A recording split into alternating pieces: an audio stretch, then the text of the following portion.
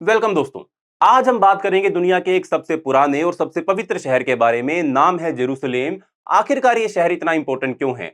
यहूदी धर्म, क्रिश्चियनिटी और इस्लाम के लिए आखिरकार ये शहर इतना पवित्र क्यों है, इतना सेक्रेड क्यों है, और क्यों ये शहर हमेशा टेंशंस और वॉर का सेंटर बना रहा है? आज की हमारी इस वीडियो में हम जानेंगे जेरूसलेम की हिस्ट्री के बारे में। उसकी हिस्ट्री के हर एक पहलू को हम एक्सप्लोर करेंगे, एंशिएंट टाइम से लेकर आज तक के टाइम पर। ये वीडियो बहुत ही ज्यादा इंफॉर्मेटिव रहने वाली है, तो मेक श्योर आप इस वीडियो को एंड तक जरूर देखें। पर उससे पहले दोस्तों, चैनल का नाम है दी आइए सब, मेरा नाम है राही मेहता। आइए शुरू करते हैं आज की हमारी इस वीडियो को और जानते हैं जेरूसलेम की एंशिएंट हिस्ट्री से लेकर अब तक की सारी कहानी। शुरू करते हैं एंशिएंट हिस्ट्री के साथ। तो दोस्तों, जेरूसलेम का इतिहास जो है वो 5000 साल पुराना है।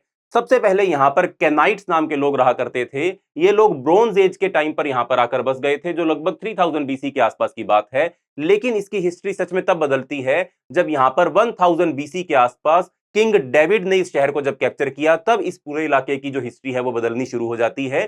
किंग डेविड ने जेरूसलेम को अपनी कैपिटल बनाया और फिर उनके बेटे किंग सोलोमन ने, जिनको द वाइज किंग भी कहा जाता है, यहां पर एक महान टेंपल का निर्माण करवाया, जिसे हम फर्स्ट टेंपल के नाम से जानते हैं। यह टेंपल यहूदी धर्म का एक सबसे पवित्र स्थान बना। यहां पर यहूदी लोगों का मानना था कि उनके भगवान का घर है एंड उनके भगवान यहां पर डायरेक्ट उनको आशीर्वाद प्रोवाइड करते हैं।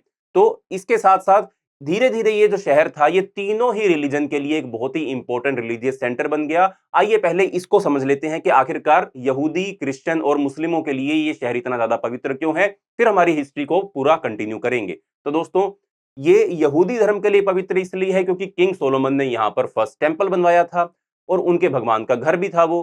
पर यहां पर बेबीलोनियन एम्पायर ने 586 बीसी में अटैक किया और इस टेंपल को डिस्ट्रॉय कर दिया था। और तब सभी यहूदी लोग जो थे वो एग्जाइल में चले गए थे, उनको ये इलाका छोड़कर जाना पड़ा था। बट यहूदियों की वापसी हुई कुछ सालों के बाद और 516 बीसी में यहूदी यहां पर वापस आते हैं एंड सेकंड टेंपल का यहां पर निर्माण किया जाता है। और वो सेकंड टेंपल भी यहूदी धर्म के अकॉर्डिंग एक बहुत ही ज्यादा सेक्रेड प्लेस है। दैट इज वाई ये पूरा इलाका, पूरा जेरूसलेम का शहर जो है, यहीं से यहूदियों की शुरुआत हुई, इस धर्म की शुरुआत हुई, उनके पवित्र स्थल यहीं पर मौजूद हैं, इसलिए उनके लिए बहुत ज्यादा इंपॉर्टेंट हो गया।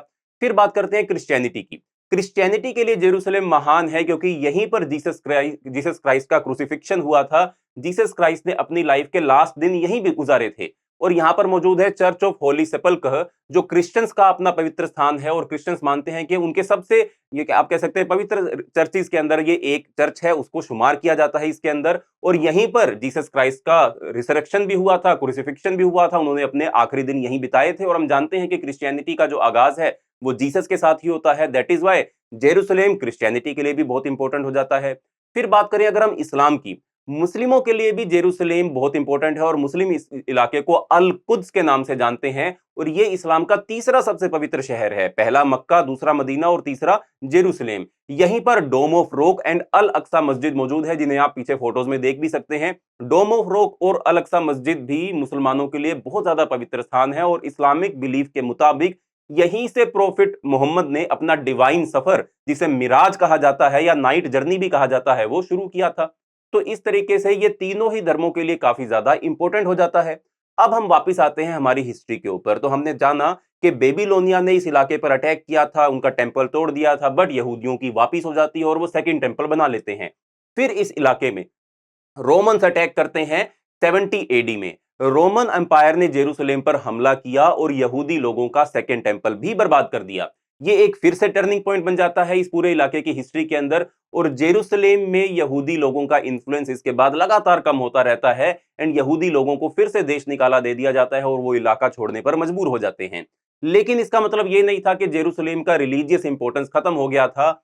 यहां रोमन एम्परर कॉन्स्टेंटीन के टाइम पर क्रिश्चियनिटी का प्रभाव बढ़ने लग गया था एंड तभी यहां पर चर्च ऑफ होली सेपल्कर एस्टेब्लिश किया गया था। और ये चर्च ऑफ होली सेपल्कर जो था वो बहुत ज्यादा इंपॉर्टेंट प्लेस बन गया क्रिश्चियनिटी का।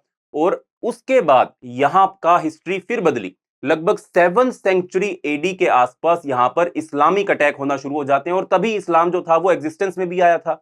7th सेंचुरी में कैलिफ उमर के अंडर मुस्लिम आर्मीज ने जेरूसलेम के ऊपर कब्जा कर लिया, अटैक किया, कब्जा कर लिया, कामयाब हो गए वो। और यहां पर dome shaped dome of rock का निर्माण हुआ, अल अक्सा मस्जिद का निर्माण हुआ और धीरे धीरे ये इलाका जो था वो पूरा मुस्लिम्स के प्रभाव के अंदर आता रहा। बट उसके बाद हिस्ट्री के अंदर एक और नया चेंज आता है। जेरूसलेम जब इस्लामिक खिलाफत का हिस्सा बन गया था, तो इस दौरान ये शहर एक अहम रिलीजियस सेंटर बना रहा। बहुत बार इस इलाके को लेकर जंग भी हुई, बट तीनों धर्मों के लोग जो थे वो इस इलाके के अंदर रहते थे। भले भले ही ज्यादातर अब इस्लाम के कंट्रोल में था, बट क्रिश्चियनिटी और यहूदी को फॉलो करने वाले लोग भी जेरूसलेम का हिस्सा थे। बट फिर जंग शुरू हो जाती है।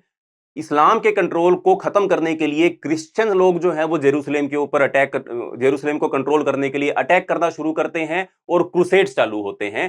क्रूसेड्स और जेरूसलेम की जो लड़ाइयां हैं वो 1099 एडी में शुरू होती हैं। यूरोप के क्रिश्चियंस ने फर्स्ट क्रूसेड शुरू किया, जेरूसलेम पर हमला कर दिया।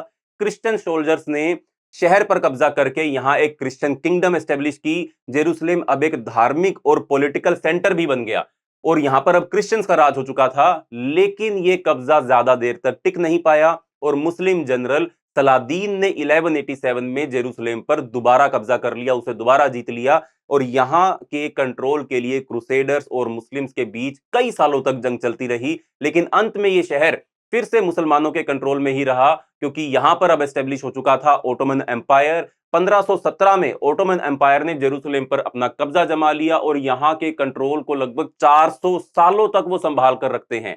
ओटोमन साम्राज्य के टाइम में जेरूसलेम रिलीजियस और ऐतिहासिक रूप दोनों से ही काफी ज्यादा इंपॉर्टेंट रहा। लेकिन 20th सेंचुरी के दौरान फर्स्ट वर्ल्ड वॉर के बाद ब्रिटिश आर्मी ने 1917 में जेरूसलेम पर कब्जा कर लिया। यहां से शुरू होता है एक और तनाव का दौर। ब्रिटिश रूल के टाइम यहूदी और अरब लोगों के बीच में टेंशन और भी ज्यादा बढ़ने लग जाती है। यहूदी लोग जेरूसलेम को अपनी राजधानी बनाना चाहते थे, जबकि अरब इस शहर पर अपना हक मानते थे। उसके बाद ये पूरा इलाका जो है वो इजराइल और पैलेस्टीन के कॉन्फ्लिक्ट के अंदर शामिल हो जाता है, क्योंकि 1948 में, या कह लीजिए आप, जब ब्रिटिशर्स को ये सारा इलाका अपने मैंडेट के रूप में मिल जाता है, तो ब्रिटिशर्स के उस मैंडेट के दौरान बहुत सारे यहूदी लोग जो हैं वो वापस इस इलाके के अंदर आना बसना शुरू हो जाते हैं और वो मांग करते हैं कि पैलेस्टीन की जगह अब इजराइल नाम का देश स्थापित होना चाहिए, जिसको लेकर इजराइल पैलेस्टीन कॉन्फ्लिक्ट का जन्म होता है। और 1948 में जब इजराइल का गठन हुआ, तब से लेकर अब तक जेरूसलेम इजराइल, आप मान सकते हैं कि जेरूसलेम इजराइल की राजधानी बना हुआ है। इजराइल मानता है कि जेरूसलेम ही उसकी राजधानी है। खैर, बहुत समय तक उन्होंने अपनी राजधानी टेल अवीव डिक्लेयर की हुई थी, बट सारा का सारा काम जो राजधानी का था वो जेरूसलेम से ही होता था। लेकिन इसे लेकर टेंशन कभी भी खत्म नहीं हुई, आज भी टेंशन बनी हुई है। फिर 1967 के सिक्स डे वॉर के दौरान इजराइल ने जेरूसलेम का बचा कुचा हिस्सा, जिसे ईस्ट जेरूसलेम कहा जाता है, जो जॉर्डन के कंट्रोल में था, वो भी अपने कब्जे में ले लिया।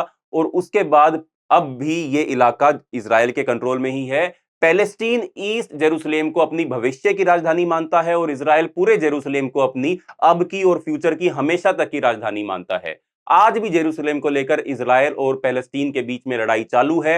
यहूदी, मुस्लिम और क्रिश्चियन तीनों धर्मों के लिए एक पवित्र जगह है, लेकिन पॉलिटिकल मुद्दे इस शहर को एक कॉन्फ्लिक्ट जोन बनाकर रखे हुए हैं। तो दोस्तों, जेरूसलेम का इतिहास हमेशा ही एक कॉम्प्लेक्स और धार्मिक तनाव से जुड़ा हुआ रहा है। यहां पर हर धर्म का अपना प्रभाव है, लेकिन पॉलिटिकल टेंशन ने इस शहर को एक जंग का मैदान बनाकर रखा हुआ है। आने वाले समय में क्या यहां शांति स्थापित हो पाएगी? क्या यह फैसला हो पाएगा कि जेरूसलेम किसके कंट्रोल में होना चाहिए? ये एक ऐसा सवाल है जो सिर्फ वक्त ही बता सकता है। अगर आपको ये वीडियो इंफॉर्मेटिव लगी हो तो लाइक कीजिए, सब्सक्राइब कीजिए और अपने विचार कमेंट सेक्शन में जरूर शेयर कीजिए। मिलते हैं अगली वीडियो के अंदर, तब तक के लिए धन्यवाद।